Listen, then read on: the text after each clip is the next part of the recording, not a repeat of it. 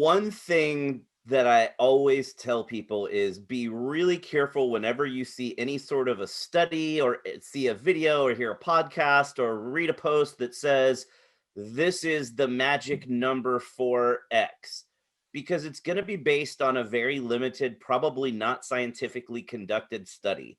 Now, does that mean longer content isn't better? No. But the problem is, there's been a lot of research that's shown that longer content tends to rank higher. Kind of makes sense though. If you really boil Google down to a simple concept, it's a pattern detection algorithm. So it's going to look for certain patterns and it's going to give you, call it a score for elements of that pattern to determine which things are going to be ranked higher to answer the potential question that you're asking when you search.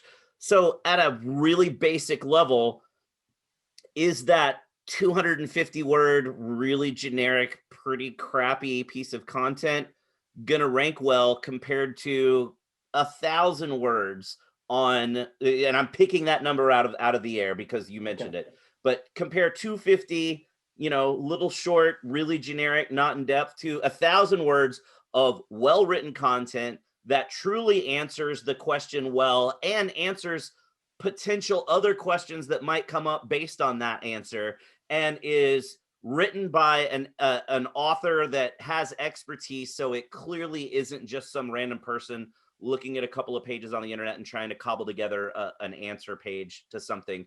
Which one's going to rank better? The one that truly answers the user's search intent, which is most likely going to be the one that's longer. Now, does that mean 1,000 words is the magic number? No, because what is underwater basket weaving, if that's the query? If you can write just the world's best answer to that question in 500 words, that doesn't mean that you should hear this research and think, wow, I need to be 1,000. So you add 500 words of fluff into that article, because now that article isn't as quality of an answer because you've added twice again as much BS content just to hit a number.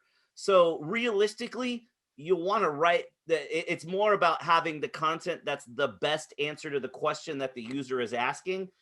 Now, if you're going to generalize and aggregate data, typically that's going to be at least 1,000 words.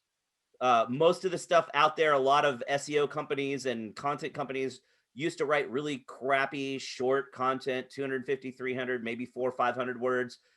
Usually, in the vast majority of cases, 1,000 words of well-written content is going to be better than 500 words of crap. But at the same time, 500 words of really well-written content that comes from an expert is better than 500 words of crap that's from some hired offshore writer. So I hate to be like, it depends, because that's the jokey, stereotypical answer when it comes to SEO. So while there's no magic number, typically, if you think of it more like, I'm not trying to write to get to a number, but I'm trying to write the best answer and give supporting information and answer any other related similar questions that people typically ask that question.